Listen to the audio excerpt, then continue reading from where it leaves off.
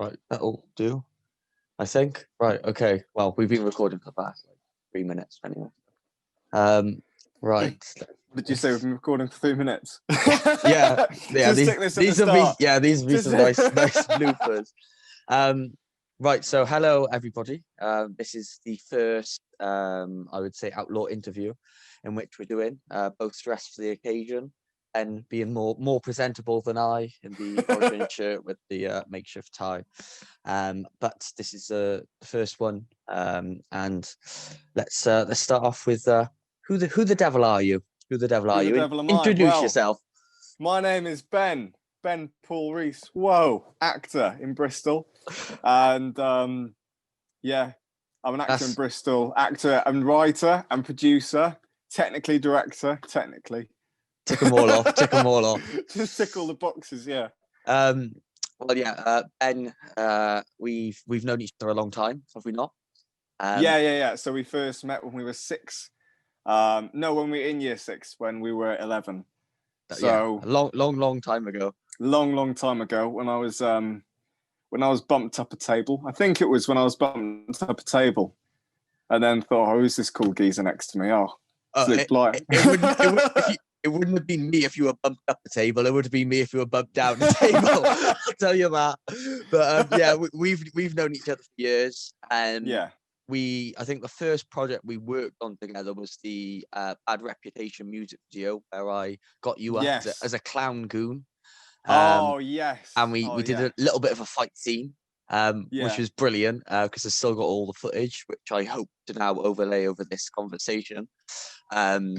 There was a few stories. It was quite funny because we're trying to deflect these baseball bat hit, and one of them I slipped and you accidentally hit my arm or something. Did I? Dead. Yeah, I think you can see it in the footage because I'm like bam, bam, bam, and I do one and then just like hits my arm. I was like but it looked good. I'm surprised you let me back on, but do you know what? I'll take that. That was the first one. That was in 2015 then. Oh my gosh. So that was 5 years ago. 6 years, roughly. Coming up to 6 then. And we did another Red Hood tester thing as well, in which we were limited with the characters in which we had. I took a step of actually directing and not being in it for once. And then we got a good friend Greg to be Red Hood, our very makeshift Red Hood costume, with yourself and Jack as goons, but we needed to obviously make it look like there were more than 2 of you. So we tried to by making you and Jack take it in turns wearing a balaclava in different scenes so it looked like there were more people. And basically it was I watched it again. I was like, hang on, that was me. And that was, I've died 3 times in this, and now I'm Black Mask. Then you disappear at Black Mask at the end. It's brilliant because of how utterly terrible it is. I mean, it's just brilliant. Then after that is when I left college then and I started working, and then you obviously at that point I think probably moved to Bristol and started doing your course. So roughly around about that time. Yeah, so for a good few years we didn't really keep in contact at all or anything until one day I can't remember exactly what sparked it, but we started having a chit chat and a catch up again. And I was obviously in the process. I think you said on your story, I'm coming to Bristol, and I was like, hello, friend. Oh, right. Yes, that might make more sense. So then obviously we started chatting, and then I was in the middle of going over like draft, God knows what, of Red Hood Origins. This thing. Whoa! And merchandise. And obviously we started speaking and saying, and I like to kind of go full circle with things and have everyone who, you know, how we started doing our stupid little videos way back when to have back. So I was like, I'll write him in as this character or whatever. And then I thought, no, that's just a stupid little side character. And then I was watching Batman Begins, and to get a rough kind of poor example of like an origin story to go with the thing and all this jazz. Anyway, I watched it, and Scarecrow is played by one Cillian Murphy, or Killian Murphy, however you say his name, and it twigged in my head that he kind of looks a bit like Ben, or vice versa. Yeah, kind of. Not as much now though. But beforehand, so it clicked, and I was like, you know what? Yeah, I reckon he can definitely do this, as well as the kind of vision of Scarecrow that I had in mind anyway. And then we met up, started talking about that, and then after, I think this was like halfway through issue 1, we'd already had written thing and planned issue 2 then, so that's why issue 2 came so soon after issue 1, which is obviously good for us. But it was just like got you in on the roll, and obviously the rest is history. So yeah, well, the main reason why I guess that all these lovely people are watching is because Scarecrow, obviously, you've kicked down the door that is the Scarecrow role and made it into the Outlaw verse. So maybe we'll just talk about a bit about that. What was it like? Maybe like doing preparation or anything for the role. What's it like being the spooky boy? What was it like being Scarecrow? Well, I looked into the role. I looked online because thankfully, because you've got YouTube, you can just look into all of this stuff, and you can look into all these videos online. And I mainly looked at variants, which pretty much summed up the whole of the Scarecrow origin for me. So that was basically the only video I watched. I watched a couple more videos. You sent me a couple of videos, so I looked into that. But the difficult thing was with figuring out the characters that there are 3 backstories. So you've got the one with his grandmother, where his dad's dead, his mother abandoned him, so he's left with his grandma, who's got this concoction of whenever he misbehaves, she takes him to the church, makes a concoction that attracts crows, and just sticks them in this, and like sticks it in the suit that he's wearing, right? Yeah. So that the crows come for him afterwards. So there was that story. And there's the other one. There's the New 52 variant with his dad, where he stays with his dad. His mother's dead, or didn't love his dad, moved away, something like that. And his dad's concocting a fear toxin for the US government, and then he's experimenting on Scarecrow by Jonathan Crane, by leaving him in the basement, by giving him skeletons,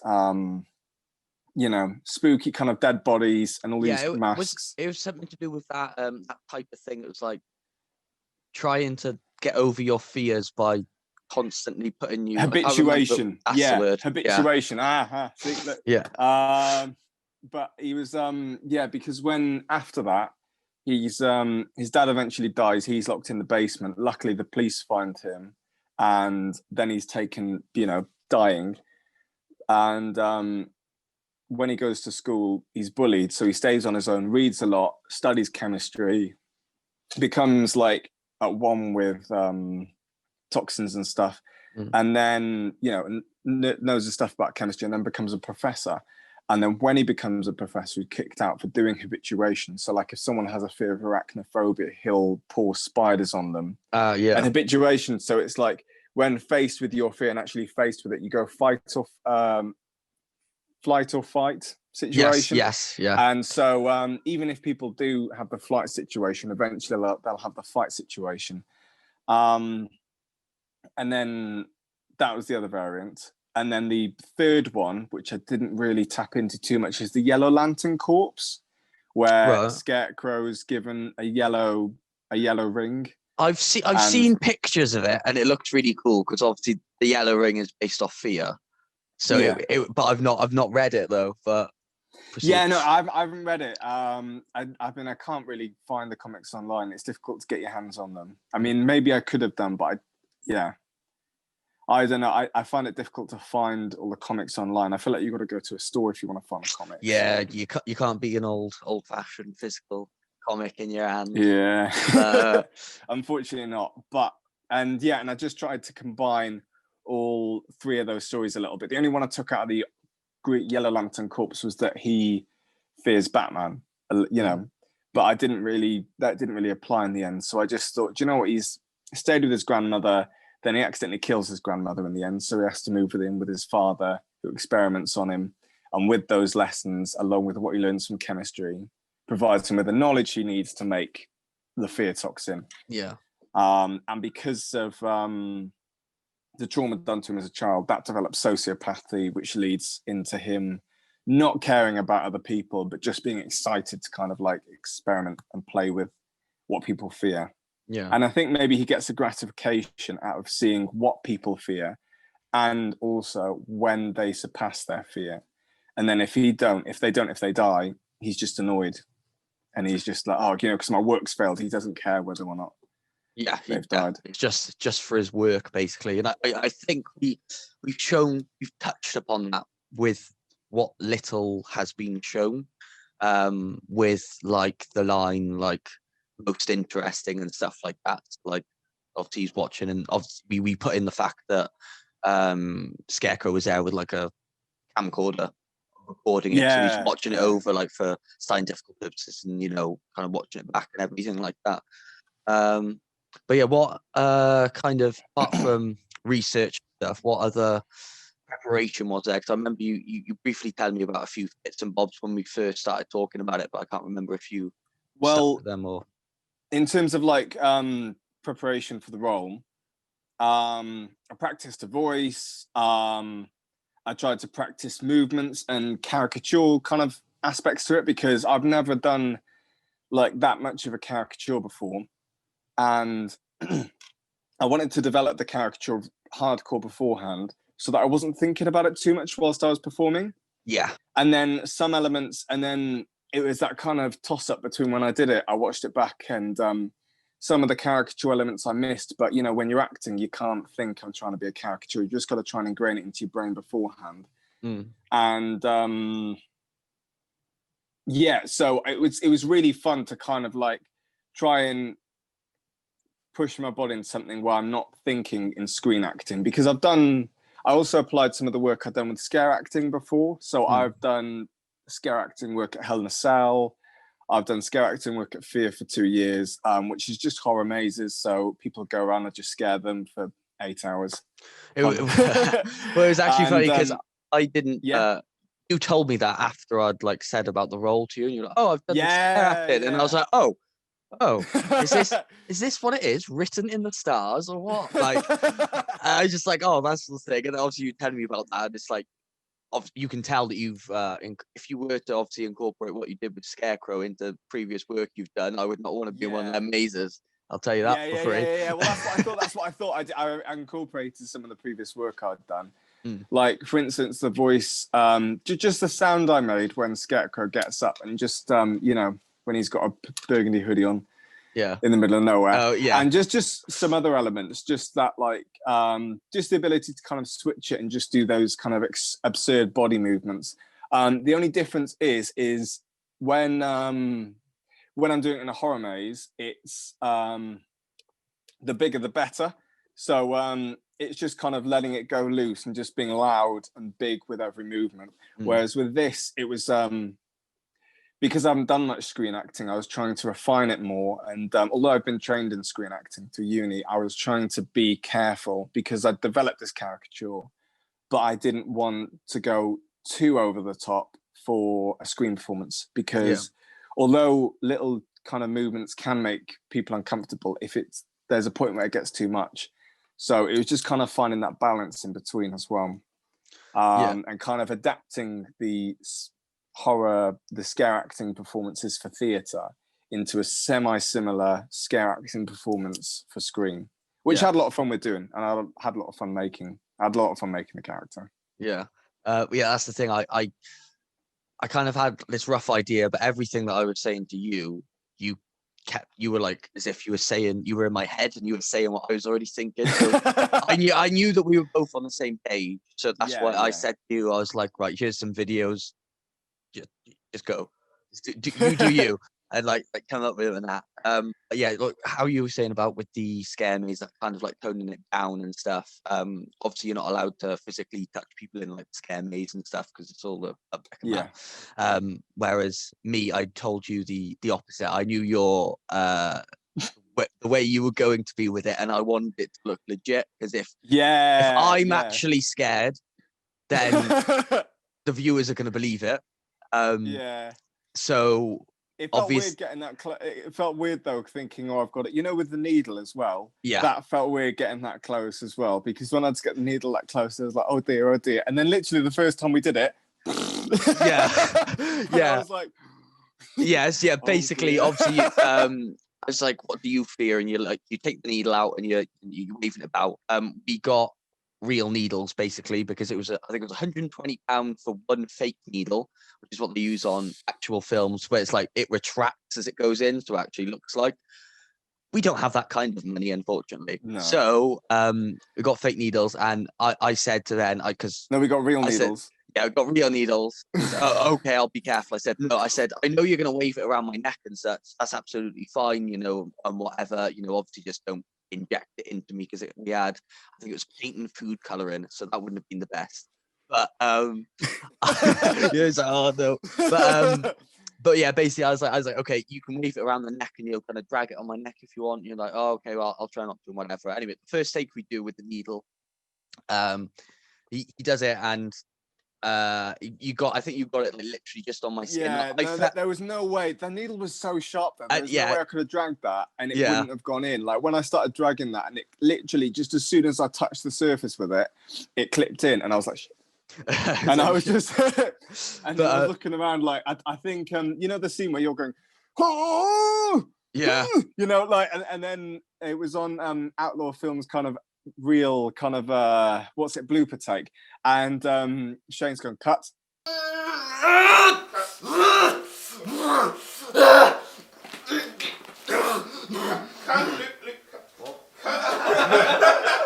Cut. Oh, and yeah. I'm like, and you can see me there looking, but I'm not there looking because you're not stopping. I'm looking there because, oh no.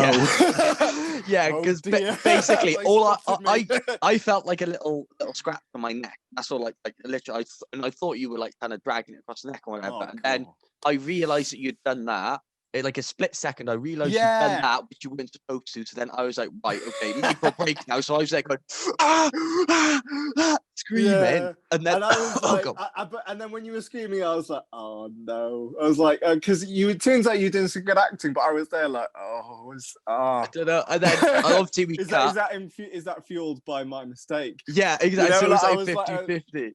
Then I was walking away because I was looking to the director thinking, oh, you haven't noticed. Is Luke actually angry with me? I don't know. I'm just going to walk away. You can see it if you watch the thing back on Outlaw Films, but the blooper take, I'm just walking away like, oh no, oh dear. And then obviously he yelled cut and whatever, and they're like, oh, Luke, your neck's bleeding. I'm like, is it? I didn't even realize. And when you said just that, like a little bit bleeding, and then you, then I could tell that you were like, oh my god, I'm so sorry. I was like, listen, it's fine. I'm like, did we get it on camera? And then they were like, "Oh no, I remember that was the first thing you said." This literally, as long as you get it on camera, it's fine. They were like, "Oh, I don't know if we got it," and I was like, "Oh no!" But going through the footage, it's the shot we used, and it was obviously the first take. Because it's so dark, because you don't see the blood. You don't see the blood, and you don't see the physical needle go in. But if you were to actually watch it, I'll try and like zoom in on it, like on the video now. You can see it like there, and you're like, "Oh shit, it's close." And then obviously the shot after it. Was just behind my neck with the liquid like going out. Little fun movie making. I found it funny that we had to use the first take of that. Funny story that the viewers might not know. When we first filmed it, I did a bit of an oopsie. Basically, I was meant to get the satchel had the syringes in it, and I was meant to find it, and then I just pulled it out, and it was just hay, and I was like, one of these days, one of these tries. And then it was just a long awkward pause. So I was like, I just like, it wasn't me thinking that. I was just, well, maybe it partly was, but I was thinking, because I came out and I was like, shit, what do I do now? So I just started decorating Robin with the hay, thinking, I think look at this. The best photo of that is this. And I'm just there, just like, so done with it. And there's just hay everywhere. A few seconds in, when you started pulling it out, and then you started like looking at this hay, I was like, he's gonna put that on me, isn't he? He's gonna put it on me. And then he started like going in, and you put it all down the thing. And I was going like, I was trying so hard not to laugh. And I was like, oh, that's gonna itch in the morning. Like this, and like that, and then trying to do the next line and stuff. But Oh, yeah, that was it was brilliant. I could tell when I was putting it on, I was like, oh, he doesn't like that, does he? Because it was so itchy. When I put the hay in, it was itchy, but I was like, I'll do it with the roll. I'll do it. Yeah. It's meant to be itchy, like having not, like kind of bare clothes and stuff, maybe not showered for a few days anyway. So I was like, oh, get into the roll. But when I was putting it on you, I was like, strap to a chair, have some hay, itchy hay. You have it now. Life. I don't know how you did it in that chair, strapped to the chair. Well, yeah, I think I was just about to say this. I think the shoot, that scene in particular, that I think is about 2.5 minutes. I think it took us about 3 hours to shoot.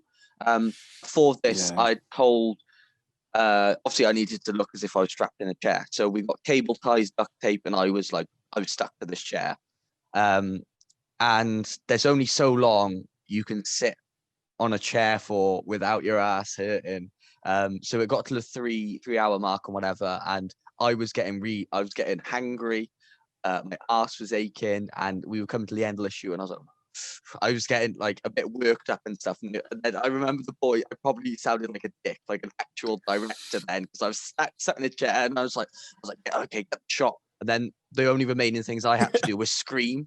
So it was all right. But another funny story about that is basically we did loads of screaming takes, but we were actually filming this in my nan's garage, and the person next door obviously didn't like the fact that there was somebody screaming at high volume right next door. So we banged on the thing, and then so actually at the end of it, there's silence, and it's like this tone deaf buzzing sound. That's because I'm not actually screaming. So we had to work around that. But I do like the idea, instead of just sharing constant screaming, it just like slowly goes out. Yeah, it kind of fades out, kind of a nice diminuendo and like a finishing touch to the whole thing. Yeah. Or that kind of, the first part of it. Yeah. But also I remember when we were filming and I was going, oh, have you heard about bed sores? What? And you were like, oh, my bum's hurting a little bit. And I was like, oh, have you heard about bed sores? What? Oh, it's when you stay sat down for too long, you get these sores on your bum and they pop eventually and they're permanent. And you were like, get me out of the chair. He's trying to oh, it's pretty easy.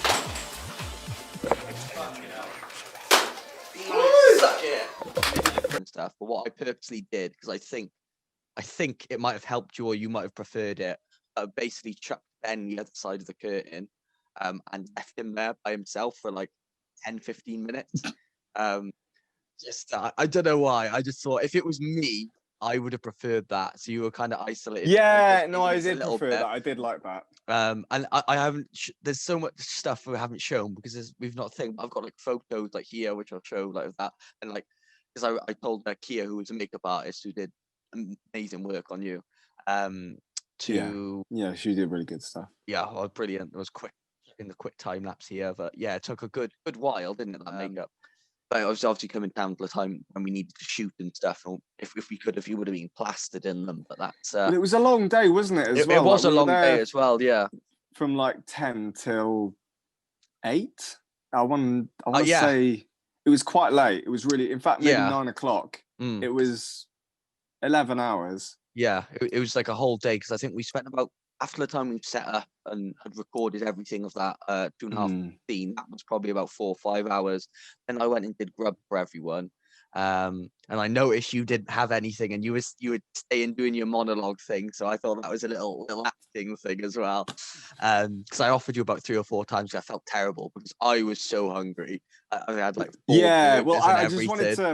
I wanted to fast and see how that kind of affected my performance, just because I was interested to see what happened.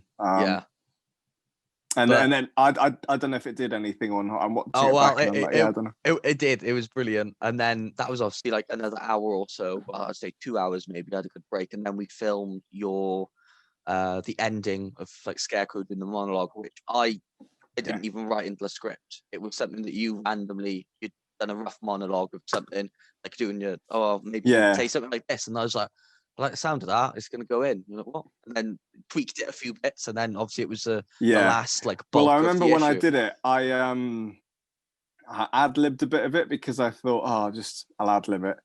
And yeah, on the spot, I was looking at that and I was thinking, yeah, I might add in a few little bits, but I reckon I should have wrote it down beforehand, because when I was ad-libbing it, I noticed like a slight stutter when I was doing it, and I was like, what is the point of doing? There's like a whole section where I just ad-lib, and I'm just like, da da da da.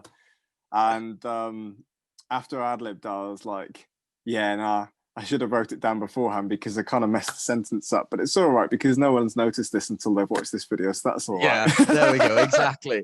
That's the thing. You're your own worst critic, aren't you? Yeah, like, that's the one. Weak and everything, but that was obviously the bulk of it, and it was supposed to be kind of like the monologue along the lines of, what is Robin, what he's doing, is it right, is it wrong? Because obviously that's the whole dynamic. Well, I just felt like that'd be a nice. Well, when we were talking about the scene, and to begin with, when I read the script, I got what the scene was, but I kind of like felt like the point of it was, this is a big turning point for Robin. So when I and I just had the idea for the monologue. I just thought, whether Scarecrow says it or not, it's just a good monologue to stick in somewhere as a kind of big turning point for the character. And I really liked that scene you did with the punching the thief. I didn't know you were going to do that, and I saw that, and I was like, oh. Well, originally in the script, though, it was going to be like the aftermath of Robin coming back from this. So obviously at the end, originally Batman was supposed to save him,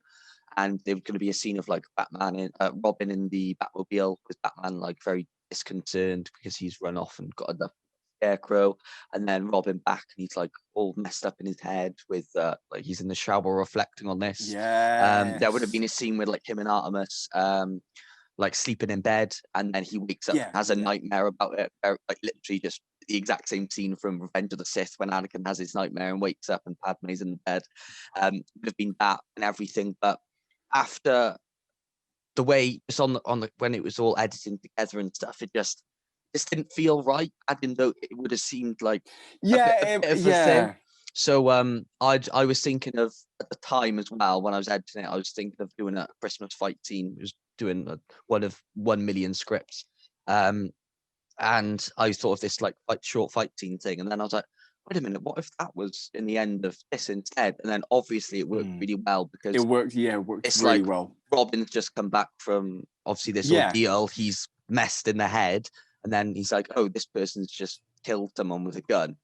Bam, bam, bam, bam, bam, or rob them or whatnot. And then he just punch. I was like, oh, this is hardcore. This is serious. But like, I felt as well that would have been so much better than just seeing Scarecrow with a phone. But I just like that single shot of you speaking into the phone, recording it, and then it like he slow zooms in. I actually had to do them because everyone was recording it, and I was actually holding a light around the corner, and you saw me in the shot. I saw myself holding the light, and then so that's why I started doing those zooms, because I was. I remember you saying that. I remember when when we were filming the thing, and you were just over the end, like. Yeah. And then I was trying to get like behind the scenes footage as well, so I'm there like this, like. No, I remember that. I remember you outstretched, like, falling into a Christmas tree and everything. But you did. Oh no, I remember that. That was just, it was just hilarious though. Like at the very end, it was just everyone's like, right, you're in shot. Yeah. Although the zoom in works. And you know what? No one noticed you. Like I never noticed you. I'm blending in to the darkness. So you were a mannequin, as far as anyone's concerned. He likes mannequins, you know. Yeah. So it works in with the New 52 variant origin, where he was stuck in with mannequins. Maybe they became his best friends. Yeah. You know. Maybe who he knows? talks to them. Yeah. Who knows? But yeah. So you've obviously been amazing as Scarecrow. But everybody wants to know what other stuff that you've done, and where can they find you? Where can they find you to do some more acting thing? If anybody wants to hire you, so bloody amazing. Or if they want to watch any of your stuff, tell us. If anyone wants to hire me, or anything like that, please do. You can message me at benreesactor@gmail.com if you want. There's no caps or anything. Rees spelled R-E-E-S. That's how you spell my surname. And but if you do want to come see any other performances, I'm a part of Flying Chairs Theatre Company, and on sometime, it was meant to be last year, but sometime in late 2020 or 2021, I'm acting in a show. We've got the rights to the wonderful. We've got the amateur rights to the wonderful play Mojo by Jazz Butterworth. So we'll be performing that. So please come, please. Because we'd really like to perform to a big audience because we've worked quite hard on it. But whenever we're able to perform that, I'm going to be doing that, and hopefully more stuff with Flying Chairs and maybe some more stuff outside of that. But if you're in Bristol, look out. If I am performing in shows, then maybe at the Lightship Theatre. Keep that one in mind. But yeah, and although I do act, I'm also producing that show. I produced a show previously, and I directed. I produced a series of short plays with Flying Chairs Theatre at the Lightship Theatre back in November 2019. Wow, over a year ago, and directed one of the shows. So yeah, although I do like to act, I also like to write. Although there's nothing done yet as such. Although there's nothing I've got published, I do like to write a lot, and I do write plays and novels just in my spare time, not to be published, but just for fun. Yeah, just for the well, obviously that's what you did as well with Scarecrow, like we said, and obviously it made its way into like an official stuff. Like that was you. And with this Scarecrow solo thing, I've given you the reins on that basically. So obviously that's the character, and that's your character. So you run with the Scarecrow.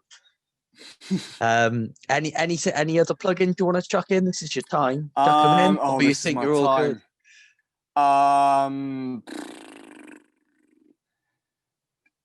Usually there would be more. There's not much I can do at the moment. But yeah, Flying Chairs Theatre. Give them a like on Facebook, please. And any of their shows, feel free to come and see, because we do work really hard on the shows we do. And if you're at Fear, if you go to Fear at Avon Valley Screen Park, I might be there. Depending on whether or not I'm so what you're saying so what you're saying is if you reappear there, that theoretically fans of outlaw films can actually be scared by the Scarecrow. Yes, actually go and be scared in person by me if I'm fortunate enough. How brilliant would that be? That would be, oh my gosh, if you like the performance, then go along to this scare maze, and my gosh, you will be I will make you I reckon that might be something we have to do, because I'm going to do that'll be something you'll have to do. No, because I'll get you. I'll get you. I think we might have to take Robin to one of them. Robin! I'm not scared of anything now. I've got a Scarecrow again. No, people do dress up. You should go. Yeah. Like, although that is just something acting is really fun and genuine, you should go to that. They've got 5 horror mazes, and they've got rides there and stuff. They've got food. It's really good actually, and they've got a street scene that scare you as well. Oh, nice. But other than that, yeah, Mojo at the Lightship Theatre, Bristol-based people. Keep that in mind, please. Cool.